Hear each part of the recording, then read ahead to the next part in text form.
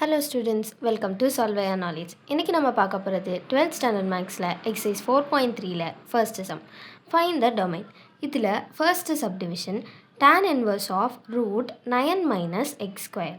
இதில் tan inverseோட range வந்து எல்லா ரியல் நம்பர்ஸும். அப்போ அதனால நம்ம அதை யூஸ் பண்ணாமல் இங்கே root 9 minus x squareன்னு இருக்குது. எல்லா ரியல் நம்பர்ஸுன்னு வரணுன்னா ரூட்குள்ளே நம்மளுக்கு மைனஸ் வரக்கூடாது.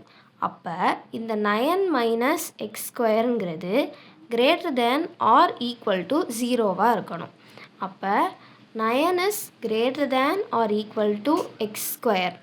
அப்போ எக்ஸுங்கிறது -3,3 அப்படிங்கிற ரேஞ்ச்குள்ளே இருந்தால் மட்டும்தான் இதோட ஸ்கொயர் 9க்கு கம்மியாக இருக்கும்.